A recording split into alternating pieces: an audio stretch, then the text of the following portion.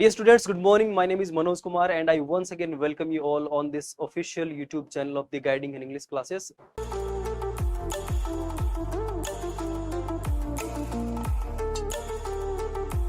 Dear student, advanced structures की इस series में हम अभी तक बहुत सारे स्ट्रक्चर्स हम कवर कर चुके हैं, जिसके अंदर हमने अभी तक about to, going to, has to, have to, had to and उसके अलावा भी एक से दो स्ट्रक्चर हमने और कवर किए हैं। आई होप आप सभी लोगों को बहुत अच्छे से समझ में आए होंगे। फिर भी अगर किसी व्यक्ति का उन स्ट्रक्चर्स को लेकर कोई डाउट है, कोई क्वेश्चन, कोई क्वेरी है, अगर आप क्लेरिफाई करना चाहते हैं तो एक बार आप उन क्वेश्चंस को हमारे साथ साझा जरूर करें, ताकि आप सभी लोगों को उन क्वेश्चंस का सटीक जवाब मिल सके। Dear student, today we are going to cover yet another very important structure, और जो स्ट्रक्चर हमारा जो रहेगा वो है यूज्ड टू। यूज्ड टू क्या काम आता है, किस प्रकार से हम इसको यूज करेंगे, किस प्रकार का एक्सप्रेशंस हमें यूज्ड टू के जरिए मिलेगा। उससे पहले शुरुआत करिए डियर स्टूडेंट, आप लोगों को मैं बता दूं कि यूज्ड टू जो है वो एक सेमी मॉडल, इसको सेमी मॉडल या मार्जिनल मॉडल्स भी कह सकते हैं। इसका मतलब ये हुआ कि ये एक मॉडल है और जो कि अर्ध मॉडल है, सेमी मॉडल है। आधा इसलिए क्योंकि ये कहीं ना कहीं मॉडल के अलावा भी दूसरा फंक्शन करता है, और हम सभी को पता है कि मॉडल्स का प्राइमरी जो यूज है, मुख्यतः मॉडल्स जो होते हैं वो हेल्पिंग वर्ब होते हैं। तो ये मॉडल जो है यूज्ड टू, ये हेल्पिंग वर्ब की तरह तो पेश आता ही है, ये उसके अलावा दूसरा फंक्शन भी कर सकता है। डियर स्टूडेंट, यूज्ड टू का इस्तेमाल हम मॉडल के तौर पे और दूसरा एडजेक्टिव के तौर पे भी इस्तेमाल करते हैं। ओके, अब इनके क्या यूज रहेंगे, मॉडल के तौर पे किस प्रकार का एक्सप्रेशन मिलेगा, आप एडजेक्टिव के तौर पे अगर आप यूज्ड टू को इस्तेमाल करते हैं तो ये क्या एक्सप्रेशन देने का, दोनों को हम डिटेल में जानेंगे। दोनों के बारे में हम पूरा का पूरा एक्सप्लेनेशन यहाँ पे आप लोगों को मैं देने वाला हूं। आप सभी लोगों को बता दूं कि जब आप मॉडल के तौर पे यूज करेंगे यूज्ड टू को, तो हम सभी को पता है कि वो हेल्पिंग वर्ब के तौर पे पेश आएगा। वहां पे वो हेल्पिंग वर्ब होगा और उसके बाद आपको एक मेन वर्ब जरूर मिलेगा, और वो भी बेस फॉर्म में, बेस फॉर्म, फर्स्ट फॉर्म में। डियर स्टूडेंट, मॉडल के तौर पे यूज्ड टू का इस्तेमाल होता है पास्ट हैबिट बताने के लिए। इसका मतलब कोई ऐसी आदत जो आपके पास्ट में थी, अभी नहीं है, उस काम को आप करना बंद कर चुके हैं, अभी वो आदत कंटिन्यू नहीं है। याद रखिएगा डियर स्टूडेंट, यूज्ड टू का इस्तेमाल करते हुए आप इसका पहला जो एक्सप्रेशन होता है वो मॉडल के तौर पे होता है, और यहाँ पे इसका यूज हम जो करेंगे वो पास्ट की हैबिट बताने के लिए करेंगे, या फिर पास्ट का कोई रिपीटेड एक्शन। एक ही बात है कि कोई ऐसा काम जो पास्ट में रिपीटेडली हुआ करता था, कोई ऐसा काम जो आप बार बार किया करते थे, या फिर कोई ऐसा काम जो पास्ट में आपकी आदत थी, आप बारंबार किया करते थे उसको। तो पहला जो यूज है यूज्ड टू का, वो मॉडल के तौर पे है। वो या तो पास्ट की हैबिट बताने के लिए इस्तेमाल करेंगे हम, या फिर पास्ट का कोई रिपीटेड एक्शन, कोई ऐसा एक्शन जो आप किया करते थे। हिंदी वाक्यों की अगर बात करूं डियर स्टूडेंट्स, तो आप यूज्ड टू के जरिए कुछ इस प्रकार के सेंटेंसेस बनाएंगे। जैसे हिंदी वाक्यों के अंत में जनरली आपको कुछ इस प्रकार के एक्सप्रेशंस मिलेंगे कि कोई काम आप किया करते थे, करता था। एग्जांपल्स की अगर मैं बात करूं तो हम कह सकते हैं कि भाई तुम्हें नहीं पता, हम बहुत मेहनत किया करते थे। जी हाँ। हम सुबह जल्दी उठा करते थे, वह बहुत झूठ बोला करता था, हम 10 किलोमीटर पैदल चला करते थे, हम क्रिकेट खेला करते थे। कुछ इस प्रकार के सेंटेंसेस हैं जो हम यूज्ड टू के जरिए बनाएंगे, और वो वहां पे वो मॉडल की तरह पेश आएगा।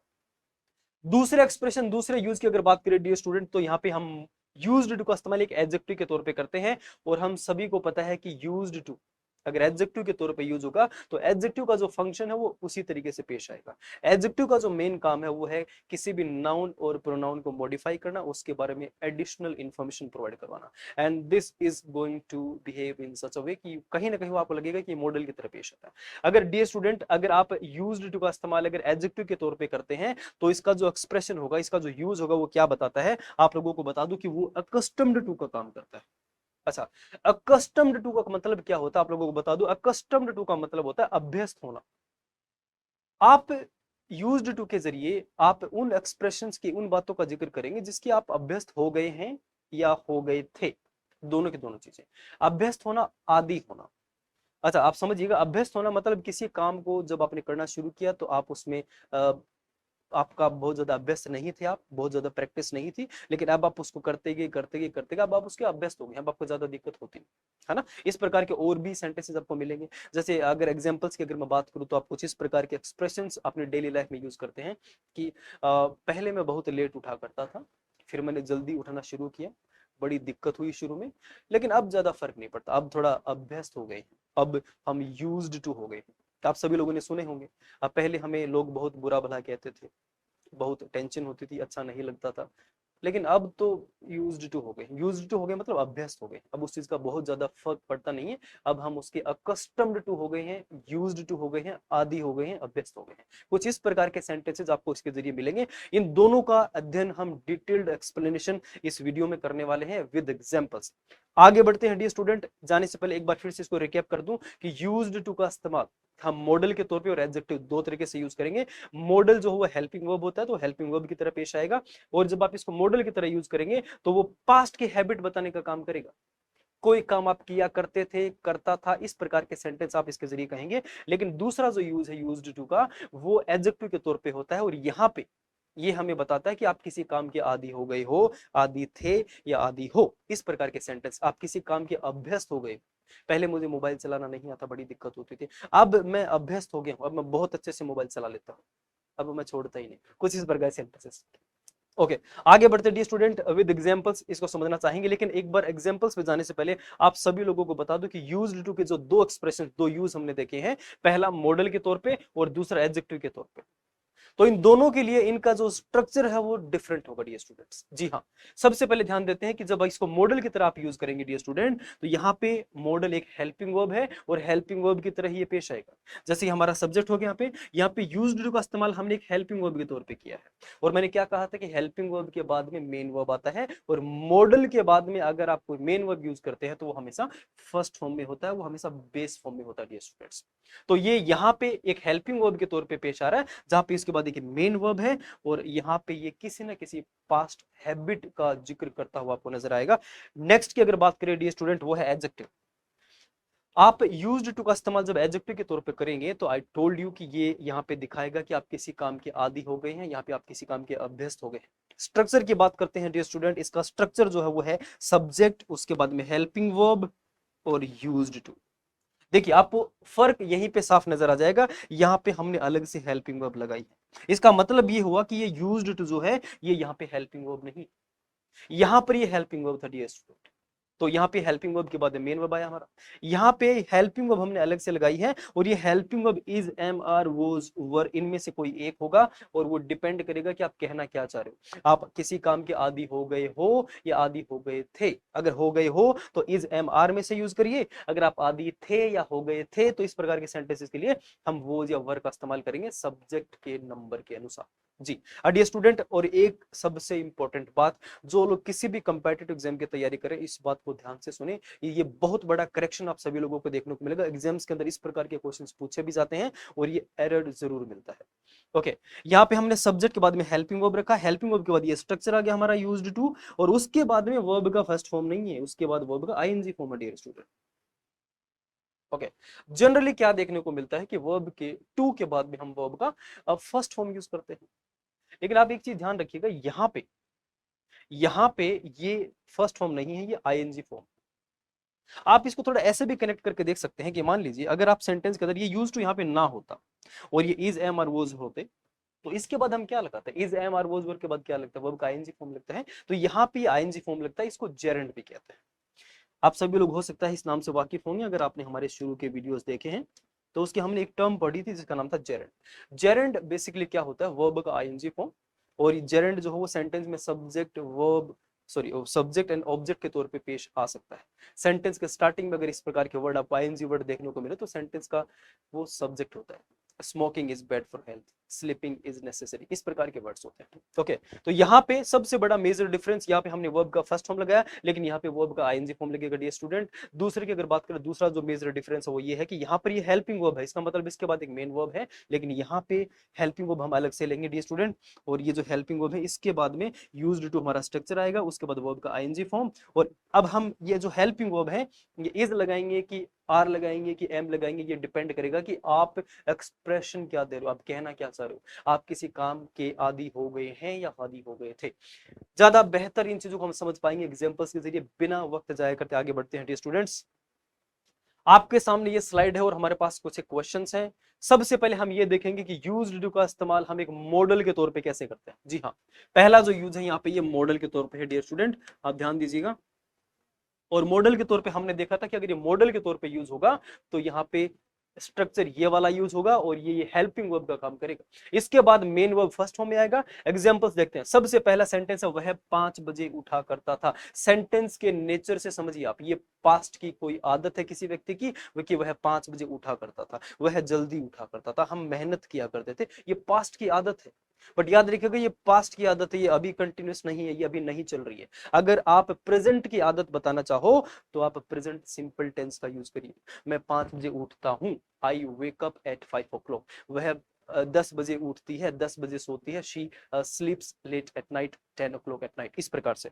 ओके डियर स्टूडेंट, पहला सेंटेंस है वह 5 बजे उठा करता था, इसका मतलब पास्ट की हैबिट है। बताएंगे कैसे? सबसे पहले हमारा स्ट्रक्चर फॉलो करिए। सब्जेक्ट हुआ हमारे यहाँ पे वह को कहेंगे हम ही। उसके बाद में हमारा स्ट्रक्चर हम यूज करने वाले हैं दैट इज यूज्ड टू, और उसके बाद में वर्ब का फर्स्ट फॉर्म कौन सा एक्शन वर्ड है स्टूडेंट? उठने का। उठने को इंग्लिश में क्या कहते हैं? फर्स्ट फॉर्म वेकअप रहेगा। उसके बाद 5 बजे के लिए हम टाइम के लिए एट लगाएंगे और 5 o'clock। ओके, वह 5 बजे उठा करता था, ये पास्ट की आदत थी इनकी। He used to wake up at 5 o'clock। Next sentence में मूव करते हैं डियर स्टूडेंट, दैट इज हम क्रिकेट खेला करते थे। ये पास्ट का रिपीटेड एक्शन है, आप बार बार ये काम किया करते थे। अगर आपने पास्ट में ये काम एक ही बार किया होता तो आप इसको ऐसे नहीं बोलते। ये काम आप रिपीटेडली आप किया करते थे, ये काम हुआ करता था। तो आप कहेंगे कैसे? सबसे पहले हम सब्जेक्ट पे चलते हैं। सब्जेक्ट हमारा हम को कहेंगे हम वी, और वी के बाद में हमारा स्ट्रक्चर यूज्ड टू, उसके बाद वर्ब का फर्स्ट फॉर्म कौन सा काम हुआ? खेलने का, that is play, and this object cricket. हम क्रिकेट खेला करते थे, we used to play cricket. Okay, वह धूम्रपान करता था। Dear student, this is one of the habits of a person, but ये हैबिट जो है ये पास्ट का है। ये हैबिट हो सकता है अभी उन्होंने छोड़ दिया हो। सब सेंटेंस की बात करते हैं। सबसे पहले सब्जेक्ट, हमारा सेंटेंस के अंदर सब्जेक्ट जो है वो ही, और उसके बाद हमारा स्ट्रक्चर यूज्ड टू, उसके बाद हम लगाएंगे वर्ब का first form and that is smoke. He used to smoke, वह धूम्रपान किया करता था। नेक्स्ट सेंटेंस की अगर बात करें डियर स्टूडेंट, दैट इज विशाल झूठ बोलता था। Again this is a habit of a person but of past. सबसे पहले सेंटेंस का सब्जेक्ट रखते हैं। सब्जेक्ट हमारा हुआ यहाँ पे विशाल, उसके बाद हमारा स्ट्रक्चर यूज्ड टू, झूठ बोलने के लिए हम फ्रेज यूज करेंगे tell a lie. Okay dear student, कुछ इस प्रकार के सेंटेंस हम बनाएंगे और ये सारे के सारे सेंटेंस आपको लगेगा कि ये कहीं ना कहीं किसी व्यक्ति की पास्ट की हैबिट है, पास्ट में ये काम वो किया करता था, हुआ करता था। ओके, आगे बढ़ते हैं डियर स्टूडेंट्स। ओके, यहाँ पे हम हमारा यूज्ड टू का जो सेकंड यूज है और वो है एडजेक्टिव के तौर पे, उसको डिटेल्ड तरीके से समझते हैं। उसका डिटेल्ड एक्सप्लेनेशन आप सभी लोगों को इस स्लाइड के द्वारा मिलेगा। एग्जाम्पल्स की बात करेंगे हम, लेकिन उससे पहले हम स्ट्रक्चर देख लेते हैं। हमने क्या देखा था कि यहाँ पे यूज्ड टू जो है डियर स्टूडेंट, वो यहाँ पे एक स्ट्रक्चर है और ये एक एडजेक्टिव के तौर पे यूज हो रहा है। इसका मतलब ये हुआ, इसकी हमने पहले अलग से हेल्पिंग वर्ब लगाई है यहाँ पे, और हेल्पिंग वर्ब के तौर पे आप is, am, are, was, were, will be जैसे वर्ड यूज कर सकते हैं। अगर आपको फ्यूचर की बात करनी हो तो आप विल बी भी लगा सकते हैं। डियर स्टूडेंट, यहाँ पे उसके बाद हमने ये देखा था कि वर्ब का आईएनजी फॉर्म और उसके बाद ऑब्जेक्ट। चलिए, आप किसी काम करने के अभ्यस्त हैं, थे, हो गए हैं, इस प्रकार के सेंटेंस हम बोलेंगे। मैं जल्दी उठने का आदी हो गया हूँ, हम देर से सोने के आदी हो गए थे, हम मेहनत करने के आदी हो गए हैं, वह 10 घंटे काम करने का आदी हो गया था, आदि है, आदि थे, इस प्रकार के सेंटेंस। आदि का मतलब अभ्यस्त, आपको अब उस काम की प्रैक्टिस हो गई है, आप उसमें अब नए नहीं हैं, आपने उसका इनफ प्रैक्टिस कर लिया है, ये अब आपके आप इसके आदी हो गए। कुछ इस प्रकार के सेंटेंस मिलेंगे। एग्जांपल्स देखते हैं डियर स्टूडेंट। सबसे पहला एग्जांपल है हमारा, वह सुबह 5 बजे उठने का आदी है। ये आपको अब अभ्यास हो गया है, पहले नहीं था। सेंटेंस को स्ट्रक्चर में पिरोते हैं डियर स्टूडेंट। सबसे पहले हम रखेंगे सब्जेक्ट, हमारा सब्जेक्ट है यहाँ पे वह है, एंड दैट इज ही। उसके बाद हम वर्ब का यूज करेंगे, हेल्पिंग वर्ब, और वो डिपेंड करेगा कि आदि है का मतलब अभी। अब तो हम इज, एम, आर में से कोई एक वर्ड यूज करेंगे, तो ही के लिए हम लगाएंगे इज। उसके बाद यूज्ड टू जो कि एडजेक्टिव के तौर पे यूज होगा, ही इज यूज्ड टू। इसका मतलब वह अभ्यस्त है किस चीज का? तो यहाँ पे हम जेरेंट का इस्तेमाल करेंगे डियर स्टूडेंट, और जो कि है उठने का। उठने को कहेंगे हम वेकअप, लेकिन यहाँ पे हम आईएनजी फॉर्म में वर्ड यूज करेंगे। इस चीज का ध्यान रखिए dear student, this is very important. Many students commit mistake here because this is a very confusing point. बहुत सारे लोगों को लगता है कि सर यार टू के बाद वर्ब का फर्स्ट फॉर्म आना चाहिए, but this doesn't happen here, क्योंकि यहाँ पे हम एक जेरेंट लगाएंगे। जेरेंट का मतलब वर्ब का ING form. Okay dear students, he is used to waking up at 5 o'clock। वह 5 बजे उठने का आदी है। नेक्स्ट सेंटेंस में मूव करते हैं, दैट इज नेहा देर से सोने की आदी थी। इसका मतलब हम वोज या वर में से एक वर्ड यूज करेंगे डियर स्टूडेंट, सेंटेंस का सब्जेक्ट देखते हैं, दैट इज नेहा। तो नेहा के बाद में हम वोज और वर्ब में से वोज का इस्तेमाल करेंगे। उसके बाद में यूज्ड टू जो कि एडजेक्टिव के तौर पे यूज होगा। उसके बाद वर्ब का ING form, that is sleeping. और देर से, यहाँ पे आप नाइट ना भी लगाए तो चलेगा, कोई दिक्कत नहीं। So Neha was use to sleeping late, वह देर से सोने की आदी थी, आदी हो गई थी, अभ्यस्त थी। नेक्स्ट सेंटेंस इज, वह झूठ बोलने का आदी हो गया है। Dear student, this is something that is related to present हो गया है। ओके, सेंटेंस को ट्रांसलेट करते हैं। सबसे पहले हम सब्जेक्ट रखेंगे, दैट इज वह है, वह को कहेंगे हम हिज, ही, और ही के बाद में हम इज एम आर में से एक वर्ड यूज करेंगे इज, और उसके बाद हमारा structure used to, ING form, lie, telling a lie. Okay, Rohit mobile चलाने का आदी हो गया था। रोहित को जब शुरू में मोबाइल लाके दिया तो उसे बड़ी परेशानी होती थी, उसे समझ नहीं आता था। अब रोहित बहुत ज्यादा मोबाइल चला चुका है, तो अब वह उस मोबाइल को चलाने का आदी हो गया है। इसका मतलब अब रोहित को बहुत अच्छा खासा अभ्यास हो गया है। Rohit is accustomed to, accustomed का मतलब अभ्यस्त होना, अभ्यास होना, dear students. Okay, so Rohit और हो गया था, इसका मतलब हम यहाँ पे लगाएंगे वॉज, यूज्ड टू, और उसके बाद वो का ING form, mobile. Dear student, I believe you must have got the idea कि हमें किस प्रकार से बनाना है and how you are going to translate the same. Okay, ध्यान दीजिएगा, इसी प्रकार से और प्रैक्टिस करते रहिएगा। आगे बढ़ते हैं डियर स्टूडेंट। आप सभी लोगों को बता दूं कि अगर हमें इसी स्ट्रक्चर का अगर हमें नेगेटिव बनाना हो डियर स्टूडेंट्स, तो नेगेटिव हम कैसे बनाएंगे कि आप किसी काम के आदी हो गए थे या आदी हो। इसका अगर हमें ठीक उल्टा बोलना हो कि मैं आदी नहीं, नेगेटिव अगर हमें बोलना हो तो हम कैसे बनाएंगे डियर स्टूडेंट। तो याद रखिएगा, क्योंकि यहां पे हम यूज्ड टू को एडजेक्टिव के तौर पे यूज कर रहे हैं, और नेगेटिव बनाने के लिए हमें किसकी रिक्वायरमेंट होती है, हम हेल्पिंग वर्ब की रिक्वायरमेंट होती है। तो यहाँ पे ये हेल्पिंग वर्ब नहीं, तो हमें हेल्पिंग वर्ब इसके अंदर अलग से लगानी पड़ेंगे। हेल्पिंग हम इसके हम कौन सी यूज करेंगे स्टूडेंट, याद रखिएगा, आप किसी भी काम करने के आदी हैं तो इसमें हेल्पिंग वर्ब हमने कौन सी यूज की थी, हमने इज, एम आर, वॉज, वर, और फ्यूचर के लिए विल बी, कुछ इस प्रकार के हेल्पिंग वर्ब्स हम यूज करेंगे नेगेटिव फॉर्म करने के लिए। चलिए देखते हैं, सबसे पहला सेंटेंस है डियर स्टूडेंट, हम जल्दी उठने के आदी नहीं थे। उसने हमें जल्दी उठा दिया उस दिन, तो मुझे बड़ा गुस्सा आया। क्यों क्यों गुस्सा क्यों है, क्योंकि सर हम जल्दी उठने के आदी नहीं थे। नहीं थे मतलब हम उसके अभ्यस्त नहीं थे, हम लेट उठा करते थे, हम 10 बजे उठा करते थे। किसी व्यक्ति ने आपको अचानक से आके जल्दी उठा दिया, क्योंकि हम आदी नहीं थे। इस प्रकार के सेंटेंस अगर आपको बोलना हो कैसे कहेंगे, सबसे पहले हम सब्जेक्ट रखते हैं, सब्जेक्ट है हमारा यहाँ पे वी, और नहीं थे का मतलब हमें वो या वर में से एक वर्ब यूज करना है। वी के लिए हम प्लूरल फॉर्म में यूज करेंगे, और उसके बाद हम लगाएंगे नोट, क्योंकि नोट कहां पे लगता है, नोट लगता है हेल्पिंग वर्ब डियर स्टूडेंट, और हमने यहाँ पे हेल्पिंग वर्ब यूज किया वर, तो वर में नोट लग जाएगा, ही, वी वर नॉट, और उसके बाद यूज्ड टू, ये पूरा का पूरा यहाँ पे एक एडजेक्टिव के तौर पे यूज होगा कि हम यूज्ड टू नहीं थे, किस चीज के, वेकिंग अप अर्ली, जल्दी उठने के लिए। Dear student, again verb will be in the ING form, please keep this in mind. Next one is, वह धूम्रपान करने का आदी नहीं था का मतलब वॉज या वर में से एक वर्ड यूज करेंगे। सबसे पहले हम ये देखेंगे कि सेंटेंस का सब्जेक्ट कौन है, दैट इज ही, और उसके लिए हम फिर वॉज का इस्तेमाल करेंगे क्योंकि सेंटेंस का सब्जेक्ट सिंगुलर है। उसमें हम नोट लगाएंगे नेगेटिव बनाने के लिए, और उसके बाद हमारा structure used to and then ING. Next sentence is, मैं कार चलाने का आदी नहीं हूं। डियर स्टूडेंट, यहाँ पर नहीं हूं इसका मतलब हम इज, एम, आर में से कोई वर्ड यूज करने वाले हैं। एग्जांपल देखते हैं डियर स्टूडेंट, मैं कार चलाने का आदी नहीं हूं, सेंटेंस का सब्जेक्ट है यहाँ पे आई के लिए हम एम का इस्तेमाल करेंगे, उसके बाद नेगेटिव बनाने के लिए हम नोट का इस्तेमाल करेंगे, उसके बाद हम हमारा स्ट्रक्चर यूज करेंगे दैट इज यूज्ड टू, और उसके बाद वर्ब का आईएनजी फॉर्म। आई होप आप सभी लोगों को ये ठीक से समझ में आ रहा होगा।